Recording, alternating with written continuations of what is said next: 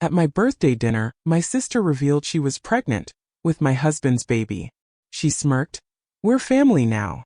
I lifted my glass, smiled, and dropped a bomb that left them speechless. This wasn't just a birthday dinner. It was the night my world shattered, revealing a betrayal so deep, it still takes my breath away. What do you do when the two people you love most conspire to destroy you? Well, I'm Samantha Parker, and this is how I fought back. For as long as I can remember, my younger sister, Jessica, had a knack for taking what was mine. My toys, my clothes, even my spotlight at family gatherings. But nothing, and I mean nothing, prepared me for what she took at my birthday dinner last month. There she stood, proudly announcing her pregnancy with my husband, Kyle, expecting me to completely collapse. What neither of them knew was that I'd been holding on to a secret of my own, one that would completely shatter their twisted little fantasy forever. Growing up, being Jessica's older sister felt like living in a perpetual shadow. From the moment she was born, when I was 4, my parents treated her like their golden child. Jessica always had the prettier dresses, the better birthday parties, and somehow always got the last piece of cake. It wasn't that my parents didn't love me. They just loved her more visibly, more enthusiastically. "Look how artistic Jessica is," my mother would gush as my sister scribbled with crayons, while my straight-A report cards were met with a simple, "That's nice, Sam." My father coached Jessica's softball team, but he was always too busy for my debate competitions. These small rejections piled up over the years, building a wall of resentment I desperately tried to ignore. Jessica developed a pattern early on. Whatever I had, she wanted. My favorite teddy bear mysteriously ended up in her room. A sweater I'd saved my allowance for would disappear from my closet and reappear on her. When I was chosen for the lead in the school play, Jessica suddenly developed an intense interest in drama, convincing my parents to enroll her in expensive acting classes. "Why can't you just share with your little sister?" became the family mantra, always directed at me, never at her. So I learned to hold tightly to the things that mattered most, to guard my heart and my dreams with vigilance. College was my escape. I moved 3 states away to Northwestern University, far enough that Jessica couldn't follow. Those 4 years were transformative. Without Jessica's shadow, I bloomed. I made genuine friends who valued me for me. I discovered my passion for marketing and communications, and in my junior year I met Kyle. Kyle Henderson walked into my advanced marketing seminar with tousled brown hair, and the most genuine smile I'd ever seen. He dropped his coffee the first time we spoke, stammering an apology as it splashed across my notes. Instead of being annoyed, I found his nervousness endearing. He offered to buy me dinner to make up for it, and I said yes. That dinner turned into breakfast the next morning, talking until the sun came up about our dreams, our families, our favorite books. "I've never met anyone who gets me like you do," he told me that night, and for once I felt truly seen. Our relationship flourished. Kyle was everything I dreamed of: attentive, kind, ambitious, but not at the expense of others. We graduated together, moved to Chicago, and built our careers side by side. When he proposed 2 years later on the shores of Lake Michigan at sunrise, I felt like I'd finally found my happily ever after. Then came the wedding planning, and with it, the inevitable return of Jessica into my life. She'd graduated from college by then, and was working as a pharmaceutical sales rep, a job that seemed to involve more flirting than actual sales. When I called to tell her about my engagement, her response was lukewarm at best. "Well, I guess congratulations. Is he rich?" Those were her first words, not "I'm happy for you," or "you deserve this." Despite my reservations, I asked Jessica to be my maid of honor. My mother insisted, saying, "It would break her heart if you didn't." Looking back, I should have recognized the warning signs. At my bridal shower, when Jessica wore white, or at the rehearsal dinner when she gave a toast that was more about her than me. But I was determined to rise above it, to not let old wounds spoil my happiness. The wedding itself was beautiful, despite Jessica's attempts to center herself, showing up late for photos, dramatically crying louder than my mother during the ceremony, flirting with Kyle's groomsmen during the reception.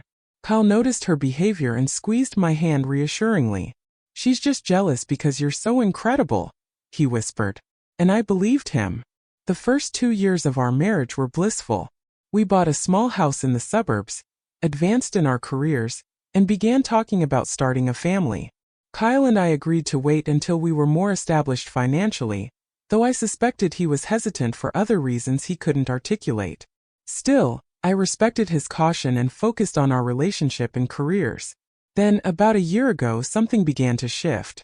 Kyle started working later. His phone perpetually face down on tables. He became protective of his passwords, jumping whenever I came near while he was texting. The intimacy between us dwindled until it felt like we were roommates rather than lovers. "It's just stress from the new promotion," he'd say whenever I tried to discuss the distance between us. "Once this project is over, things will go back to normal." But they never did. Instead, the gap widened. I found myself checking his phone bill, noting frequent calls to a number I didn't recognize. I smelled unfamiliar perfume on his shirts. Not mine, not anything I owned. Once I found a long blonde hair on his jacket. Jessica had long blonde hair. I told myself I was being paranoid, that my childhood insecurities were clouding my judgment. After all, Jessica lived in the same city, but we rarely saw her except at family gatherings. Why would Kyle be involved with her? As my 30th birthday approached, I hoped it might be a turning point. Kyle had been especially distant, but he promised to make my birthday special. My parents decided to organize a family dinner at Merlot, my favorite restaurant. I spent extra time getting ready that night, wearing the blue dress Kyle had once said brought out my eyes, styling my hair the way he liked it. I was determined to reconnect with my husband, to find our way back to each other. Looking in the mirror before we left, I whispered to myself, "Tonight will be different. Tonight will be a new beginning." I had no idea how prophetic those words would be, though not in the way I'd hoped.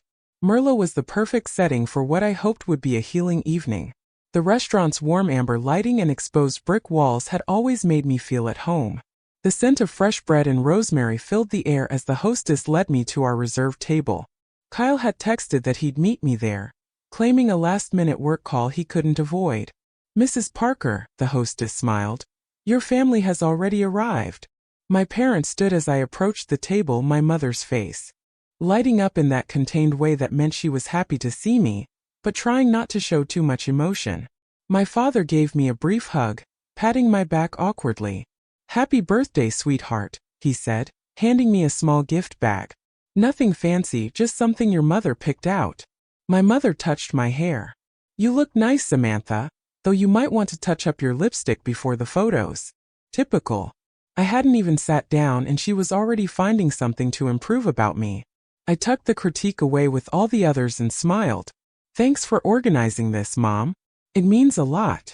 Jessica wasn't there yet, which was no surprise.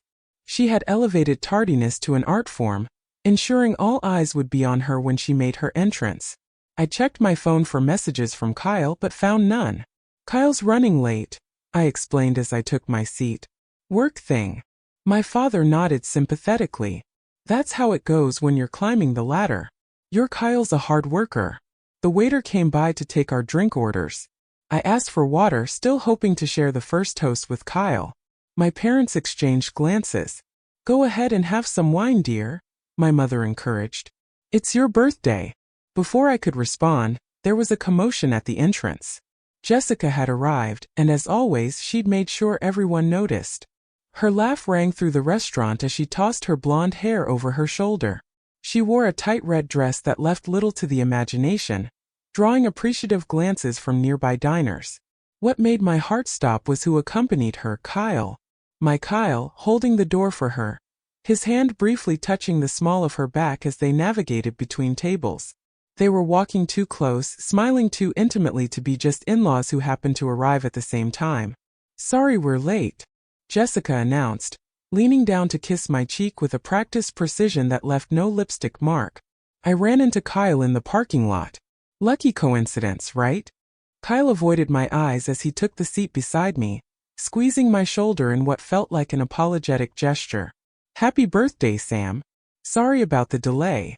I noticed he smelled freshly showered, his usual cologne stronger than normal. The work call excuse suddenly seemed flimsy. "No problem," I replied, keeping my voice steady. "I'm just glad everyone's here now." The waiter returned and we ordered our meals.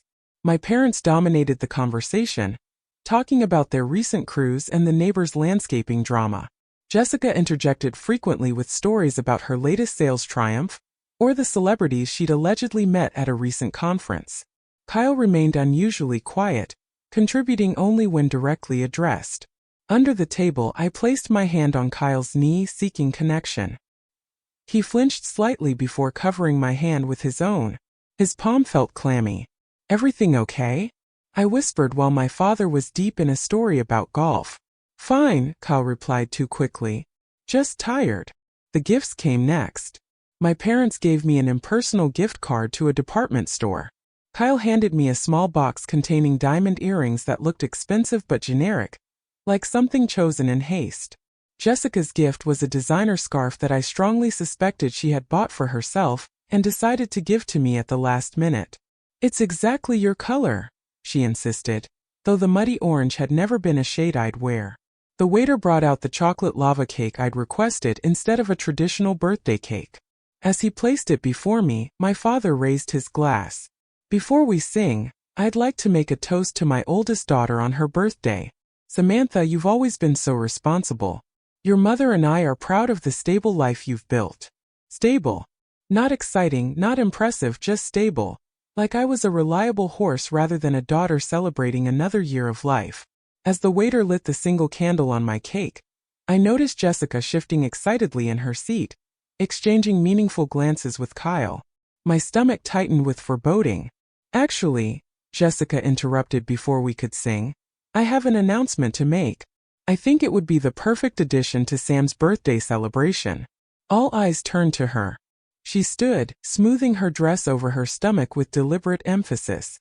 "I wasn't planning to share this just yet, but since we're all together." She paused for dramatic effect, her eyes gleaming with triumph as they locked with mine. "I'm pregnant." The silence that followed lasted only seconds, but felt eternal. My mother gasped in delight. My father's face split into a grin broader than any I'd seen directed at my accomplishments.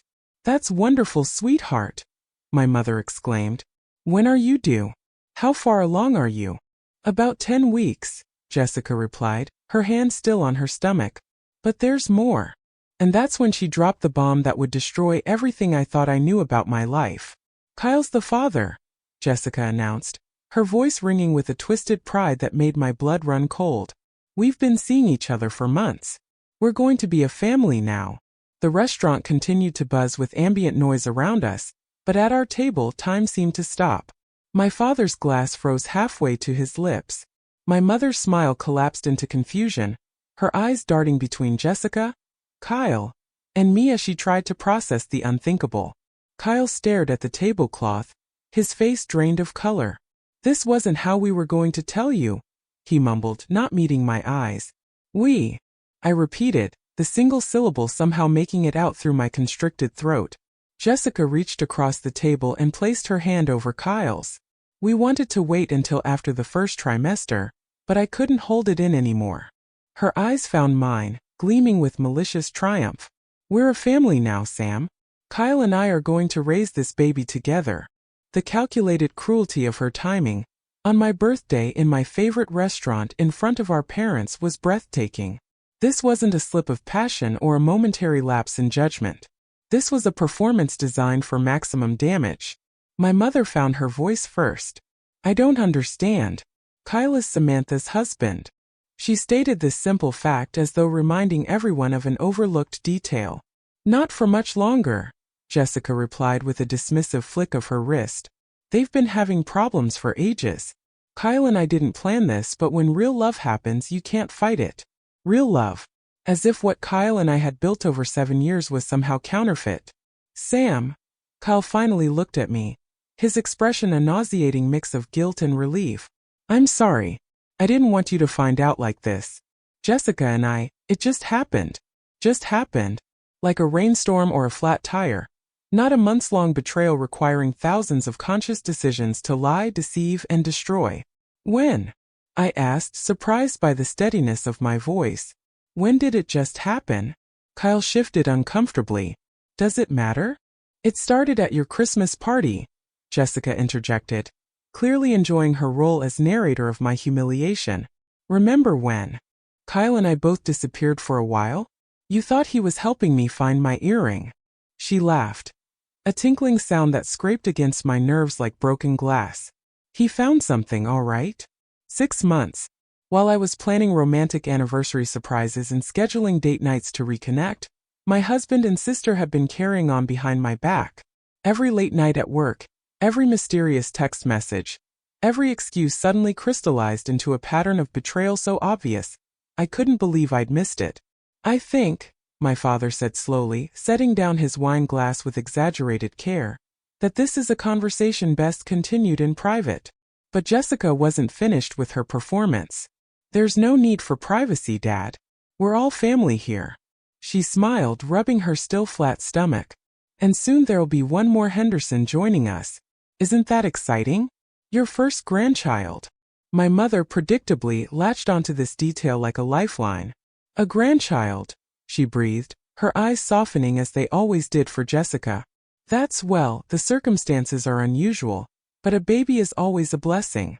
I watched in disbelief as my mother began to mentally reframe this catastrophe as a joyous family development. Of course she would. Jessica had always been forgiven anything. Her transgressions transformed into triumphs through the alchemy of my parents' favoritism. Sam. Kyle touched my arm tentatively. Can we talk about this privately? I looked at his hand on my arm as though it were a foreign object. This hand that had held mine through my grandmother's funeral, that had slid a wedding ring onto my finger with promises of forever, that had apparently been touching my sister with equal intimacy. I need to use the restroom, I announced, standing so abruptly my chair scraped loudly against the floor. No one tried to stop me as I walked away, my legs somehow carrying me despite feeling disconnected from my body. The restaurant bathroom was mercifully empty. I locked myself in a stall, pressed my forehead against the cool metal door, and waited for the breakdown that surely would come. But the tears didn't arrive. Instead, a strange calm descended, a clarity I hadn't expected. This betrayal, while devastating, wasn't actually surprising. Jessica had been taking what was mine our entire lives. Kyle had shown signs of his weakness for months. This was merely the culmination of patterns long established. I splashed cold water on my face and stared at my reflection. The woman looking back at me seemed different somehow, harder perhaps, but also more focused. I reapplied my lipstick with steady hands. You will not break, I informed my reflection. Not here. Not for them. When I returned to the table, they were discussing names, actually discussing baby names, as though this announcement had been met with universal joy rather than shattering my world. Kyle looked miserable but resigned, nodding as Jessica rattled off options. If it's a boy, I'm thinking Kyle Jr., she was saying, though we could use Henderson as a first name.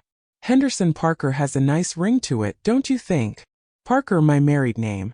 She was already claiming it for her child. Or for a girl, maybe Kylie. Too on the nose. She laughed, touching Kyle's arm possessively. I slid back into my seat, all eyes turning to me with varying degrees of concern, guilt, and in Jessica's case, barely concealed anticipation.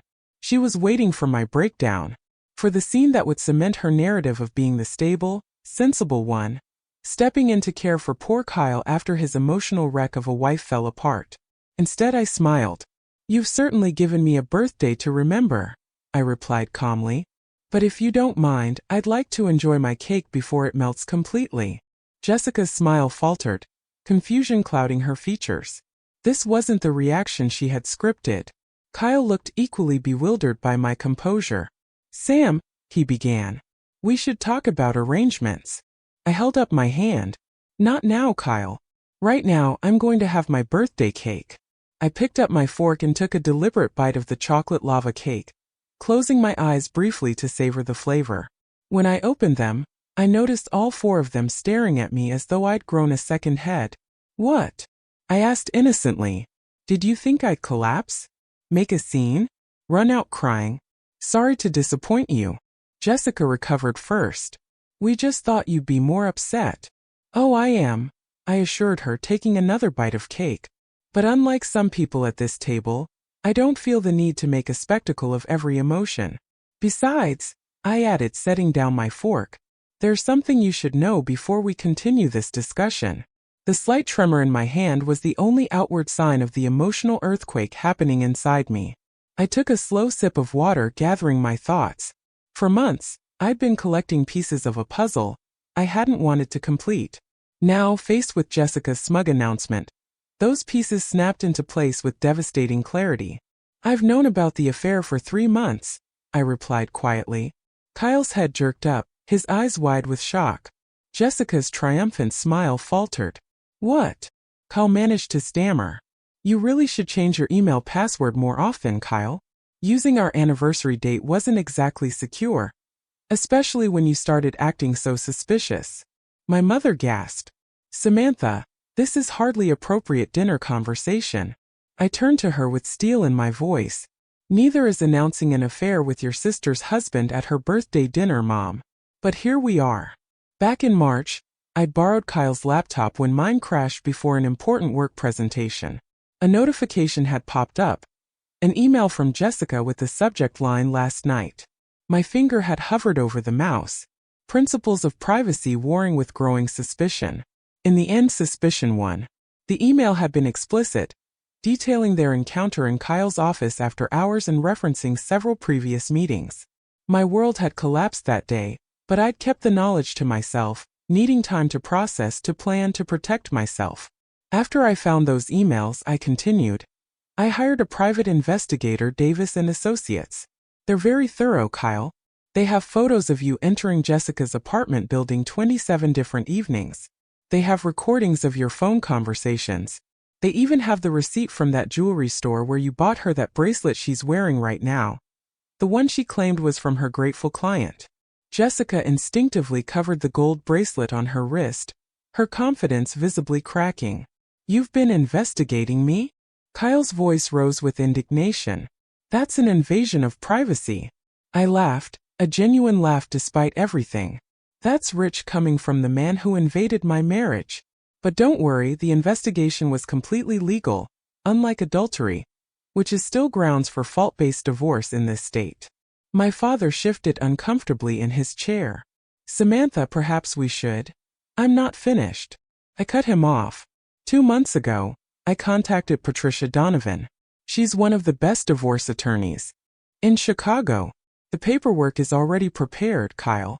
I've documented everything, secured copies of all our financial records, and taken measures to protect my assets. Patricia advised me to wait until I had all my evidence in order before confronting you." Kyle's face had gone from shock to pale to slightly green. "You've been planning to divorce me?" Kyle asked hoarsely. "All this time?" "Yes," I replied simply. "I was going to serve you the papers next week." Actually, Jessica's announcement just accelerated my timeline. My mother had tears in her eyes. "But Samantha, a divorce is so final. Surely with counseling." "Mom," I interrupted gently but firmly, "there's no coming back from this. And there is one more thing you should all know." I turned my gaze directly to Jessica. "Something that makes your announcement particularly interesting." I reached for my purse and pulled out a folded document I'd been carrying for weeks, waiting for the right moment. I'd never imagined that moment would come at my own birthday dinner. "Kyle had a vasectomy 2 years ago," I replied, sliding the medical report across the table. "We decided children weren't in our future. He didn't want the responsibility." Jessica stared at me, then at Kyle, comprehension slowly dawning on her face. "That's not possible," she whispered. "You're lying." "Check the document," I replied. "Sacred Heart Medical Center, Dr. Reynolds. The procedure was done 26 months ago." Kyle recovered on our couch watching March Madness. I remember because I had to keep bringing him frozen peas for the swelling. Kyle looked like he might vomit. "Sam, I can explain." "Explain what?" Jessica cut in, her voice rising. "That you had a vasectomy and didn't tell me? That you let me believe."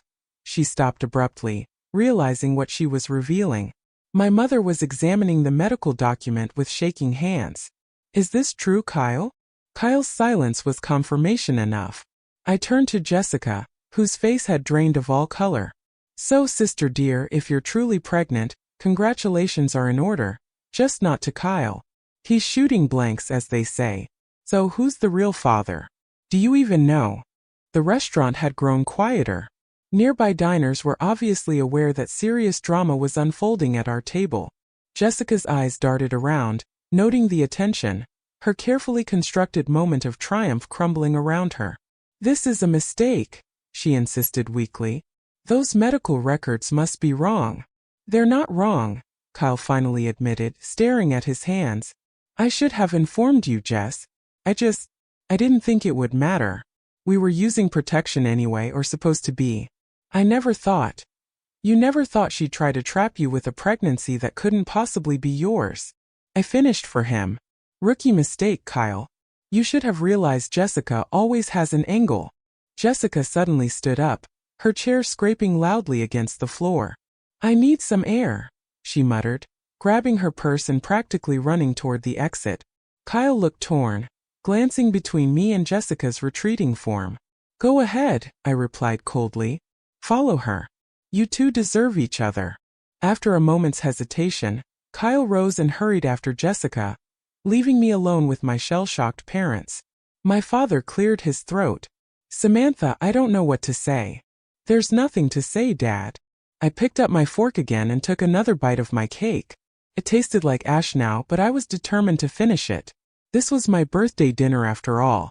Except perhaps that Jessica might need a different kind of doctor now. One who can help her figure out who actually fathered her baby. My mother was silently crying, mascara trailing down her cheeks. How can you be so calm? This is a disaster. I set down my fork and looked her directly in the eyes. No, Mom. A disaster is something unexpected and unavoidable. This was predictable and entirely preventable. Jessica has been taking what's mine since we were children, and you and Dad have been enabling her. The only difference is that this time I was prepared. I signaled the waiter for the check. I think our celebration is over for tonight. The restaurant had grown uncomfortably quiet, the nearby tables no longer pretending not to listen to our family drama. I signed the check with steady hands, adding a generous tip for the waiter who'd had to witness this disaster of a birthday dinner. As I finished my signature, I saw Kyle returning alone, his face ashen. He slid back into his seat, running a hand through his hair in that familiar gesture I once found endearing. Where's Jessica? My mother asked, dabbing at her eyes with a napkin. She's in her car, Kyle replied. She's upset. I imagine finding out you're not the father of her convenient pregnancy would be upsetting, I replied, my voice deliberately neutral. Kyle looked at me with pleading eyes. Sam, can we talk privately? There's so much I need to explain. Is it true? My father's gruff voice cut through the tension. About the vasectomy? Kyle nodded reluctantly. Yes, sir. 2 years ago. Sam and I discussed it and decided. You decided. I corrected. You were the one who didn't want children. I was willing to wait. The point is, Kyle continued, it was a mutual decision in our marriage. I should have informed Jessica, but things between us were complicated and complicated. I laughed without humor. That's certainly one word for sleeping with your wife's sister. My mother clutched her pearls, literally clutched the strand of pearls at her neck, as though they might provide some stability in this chaos. I just don't understand how this happened. How could you both do this to Samantha? Before Kyle could answer, Jessica reappeared, her face blotchy from crying, but her composure somewhat restored. She slid into her chair without looking at anyone, her arms wrapped protectively around her midsection. I'm sorry for running out, she replied, her voice lacking its usual confidence. I needed a moment. The waiter approached cautiously. Is everything all right with your meal? Would anyone like coffee or dessert? Just the check, please, I replied. I've already signed it. Wait. Jessica replied suddenly. I want to explain. She looked around the table, her gaze landing on me. Sam, what happened between Kyle and me? It wasn't planned. We never meant to hurt you. And yet you chose to announce it at my birthday dinner, I pointed out. With such impeccable timing. Jessica had the grace to look ashamed. That was wrong. I thought it would be easier with family around. I didn't think about how it would feel for you. You never do, I replied quietly. That's the problem, Jess. You've never once considered my feelings when taking something that belongs to me. Kyle doesn't belong to you, she shot back, a flash of her usual defiance returning. He's a person, not a possession. He was my husband, I replied. The man who promised to love and honor me. And you were my sister who should have respected that commitment, even if he didn't. My father cleared his throat. About the baby, Jessica. If Kyle isn't the father. Jessica's eyes filled with fresh tears. I don't know what to say. The dates matched up. I really thought. Who else could it be? My mother asked, her voice barely above a whisper. Jessica stared at her lap. There was someone else before Kyle. He's married too. My father groaned, burying his face in his hands. Jessica, for God's sake. I ended it when things got serious with Kyle, she insisted. But the timing, I guess I miscalculated. I couldn't help myself. I laughed. The absurdity of the situation finally breaking through my carefully maintained composure. So let me get this straight. You were having an affair with a married man, then started sleeping with your sister's husband, got pregnant by the first married man, and tried to pass the baby off as my husband's. Put that way, even Jessica seemed to recognize the horrifying symmetry of her actions. It wasn't like that. I really thought Kyle was the father. Well, he's not, I replied definitively. And now you have a decision to make about who to tell. Kyle, who had been uncharacteristically quiet, suddenly spoke up. I think I have some decisions to make too. He turned to Jessica. You told me I was the only one, that it had been months since you'd been with anyone else. Jessica reached for his hand. Kyle, please. I made a mistake. But what we have is real. He pulled his hand away. Is it? Or am I just another thing you took from your sister? The question hung in the air, heavy with implication. Jessica recoiled as if she'd been slapped. My mother, ever the peacemaker, attempted to salvage the unsalvageable. Perhaps we should all take some time to process this. It's been a shock for everyone. That's an understatement, my father muttered. I stood up, smoothing down my dress. I think that's wise. Kyle, I'll have my attorney contact you next week. In the meantime, I'd appreciate it if you'd stay somewhere else. Kyle looked up at me, desperation in his eyes. Sam, please, can't we at least talk about this? We're way past talking, I replied, surprising myself with the finality in my voice. You made your choice months ago. You just didn't have the courage to tell me to my face. I turned to my parents. Thank you for the birthday dinner. It was certainly memorable. Samantha, wait. Jessica called as I gathered my purse. You can't just leave like this. I paused, looking at my sister. Really looking at her.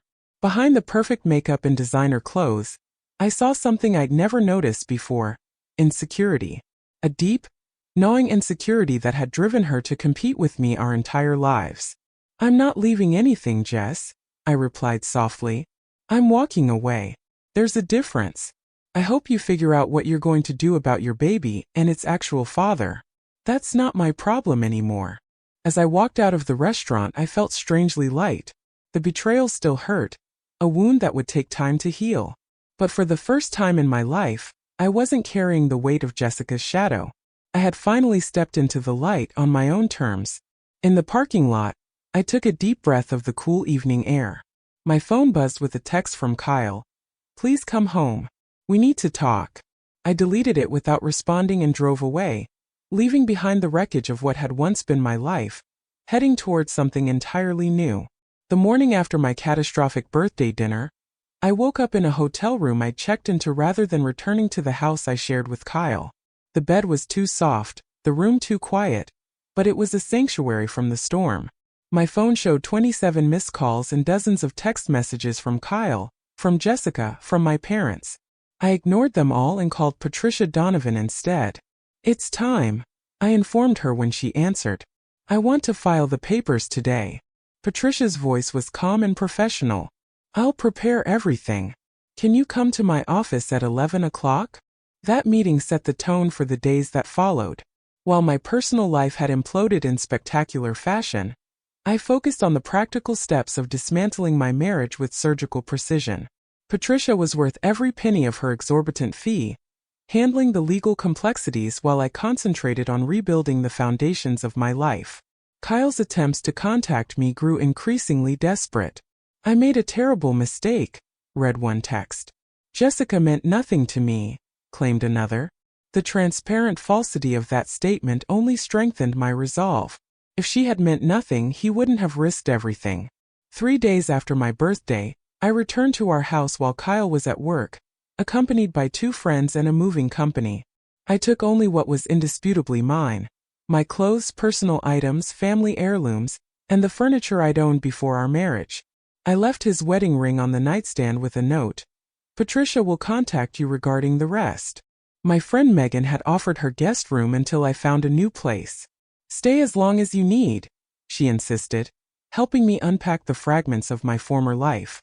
"I still can't believe Jessica would do this," Megan said as we arranged my clothes in her spare closet. "I mean, I know siblings can be competitive, but this is another level. Jessica's been trying to win a game only she was playing our entire lives," I replied. "The sad part is even when she wins, she loses.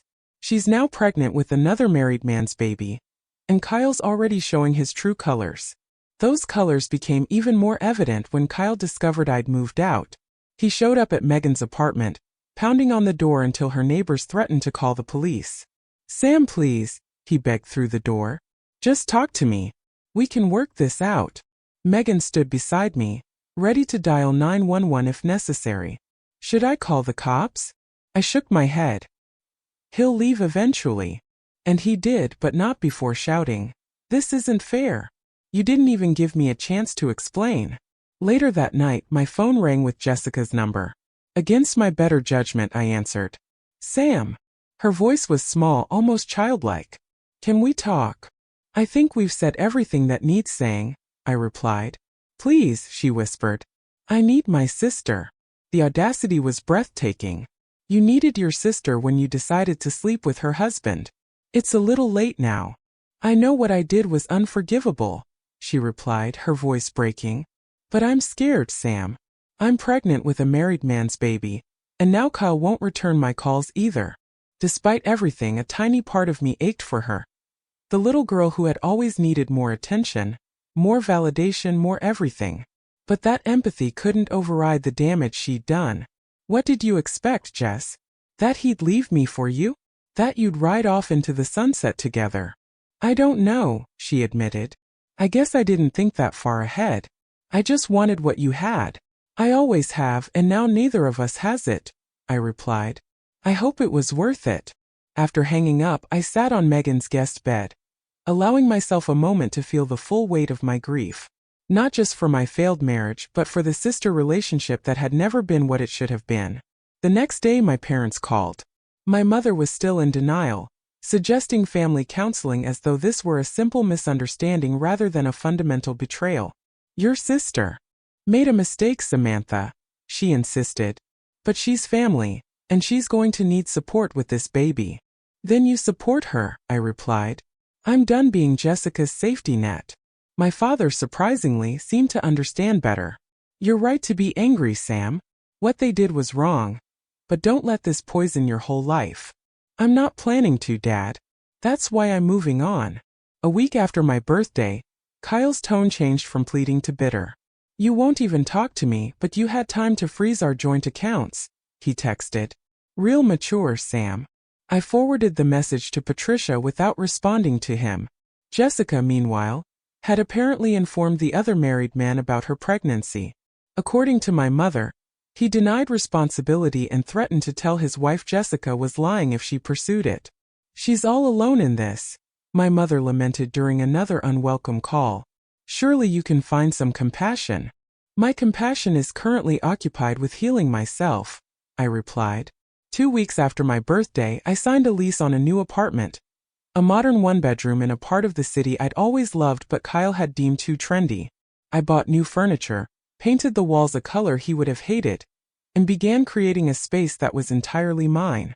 Patricia called with updates on the divorce proceedings. Kyle was contesting the division of assets despite the prenuptial agreement he'd signed. "It's a delay tactic," she assured me. "The prenup is solid. He's just hoping you'll get frustrated and agree to mediation where he can appeal to your emotions." "My emotions toward Kyle have become remarkably uncomplicated," I informed her. "Proceed as planned." At work, I threw myself into projects, staying late and volunteering for assignments that required my complete focus. My colleagues noticed the change but respected my privacy, except for David from the creative department, who left coffee on my desk some mornings with simple notes, "Hang in there," or "Their loss." 3 weeks after my birthday, Jessica showed up at my new apartment. I had no idea how she'd found my address. Her eyes were puffy from crying, her normally perfect appearance disheveled. "Kyle's been sleeping with someone else," she announced when I opened the door. "Some woman from his office. Can you believe it?" The irony was so thick I could almost touch it. "Yes, Jessica. I can believe that the man who cheated with you would cheat on you. That's generally how it works." "I thought we were different," she replied, folding her arms protectively over her still flat stomach. "I thought he really loved me." I leaned against the doorframe, suddenly exhausted by the familiar pattern. Jessica makes poor choices, suffers the consequences, then expects everyone to rally around her with sympathy and solutions. "What do you want from me, Jess? Comfort? Advice? A place to stay until the next disaster?" Her face crumpled. "I just want my sister back. I know I don't deserve it, but I miss you, Sam, and I'm really sorry." For a moment I wavered. Despite everything, this was my sister, my only sibling, my childhood companion, however flawed our relationship had been. "I'm not ready to forgive you," I replied finally. "Maybe someday, but not now. Right now I need space to heal." She nodded, tears spilling down her cheeks. "I understand, but when you're ready, if you're ever ready, I'll be here." As I watched her walk away, I felt a complex mix of emotions. Anger still, yes, but also a strange sense of freedom. For the first time in our relationship, I was setting the terms, establishing boundaries that protected me rather than accommodating her. Weeks after my birthday, I received divorce papers countersigned by Kyle. Patricia called to confirm he had finally accepted the inevitable and agreed to my terms. "It's almost never this clean," she remarked. "Usually there's more fighting, more drama." "There's been plenty of drama," I assured her. "Just not the legal kind." That night I opened a bottle of wine and sat on the balcony of my new apartment, watching the city lights. My phone pinged with a text from David. "Some of us are going for drinks tomorrow after work. No pressure, but you're welcome to join." I stared at the message for a long moment, then typed back, "Thanks. I might do that." It wasn't a commitment to anything. Not to David, not to socializing, not to moving on.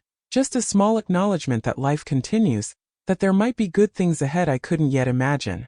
As I sipped my wine, I realized that while Kyle and Jessica had taken much from me, they hadn't taken everything. I still had my dignity, my strength, my capacity to rebuild. And perhaps most importantly, I had finally broken free from the patterns that had defined my life for too long. The betrayal still hurt. The loss still ached, but beneath that pain, like green shoots after a forest fire, I could feel something new beginning to grow. 1 year after that birthday dinner that changed everything, I stood in my apartment, no longer new, now comfortably mine, and surveyed my reflection in the full-length mirror. The woman looking back at me was both familiar and strange, like meeting an old friend who has traveled far and returned transformed. The divorce had been finalized 6 months earlier, remarkably smooth in the end.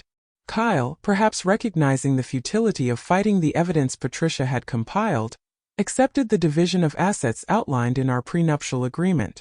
I kept the investment portfolio I built before our marriage, half the value of our house when it sold, and my retirement accounts intact. He kept his business shares and his guilt. Jessica's baby, a boy she named Leo, was born 3 months ago. DNA testing confirmed what we already knew. Kyle was not the father.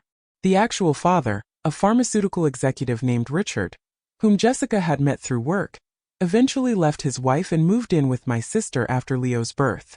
Whether their relationship would last remained to be seen, but Jessica seemed genuinely committed to motherhood in a way I hadn't expected.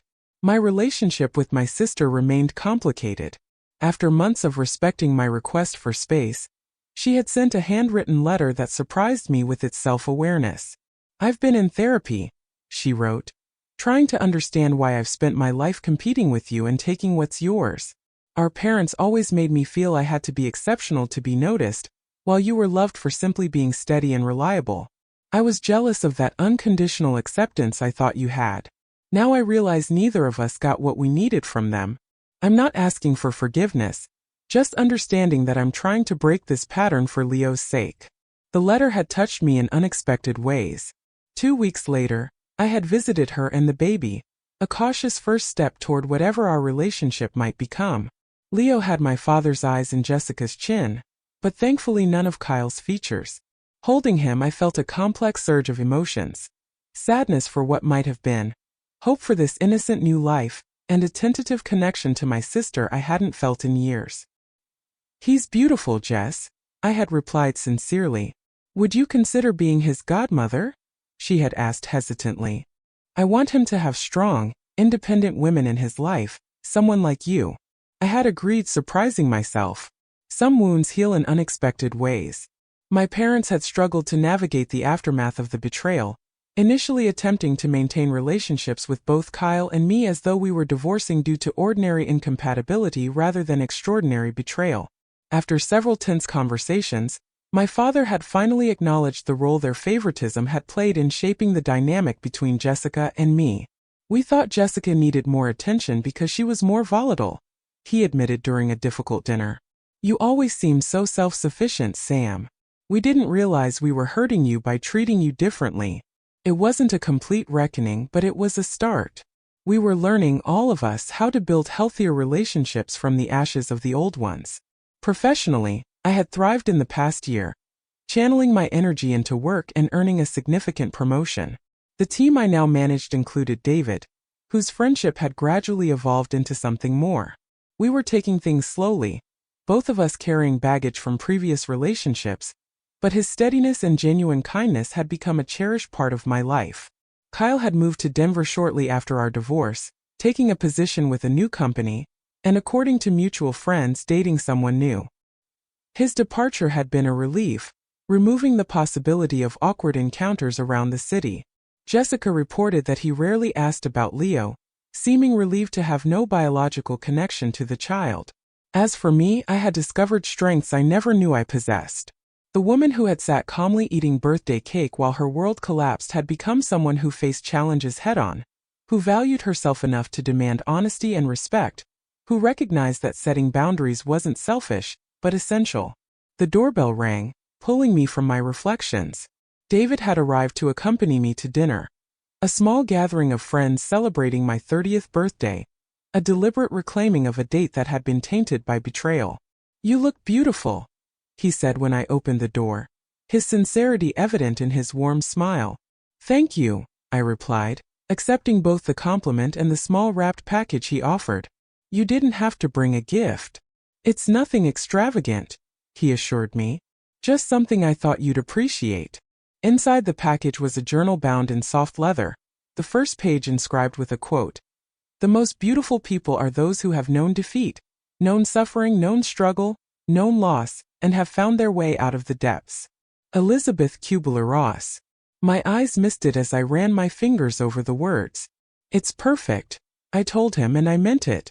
As we headed to the restaurant where friends waited to celebrate another year of my life, I reflected on the lessons of the past year.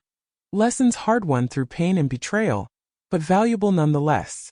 I had learned that sometimes losing what you thought you wanted creates space for what you truly need. That forgiveness isn't an obligation, but a choice, undertaken when and if you're ready.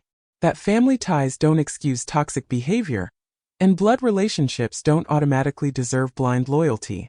Most importantly, I had learned that my worth wasn't determined by how others treated me, but by how I treated myself.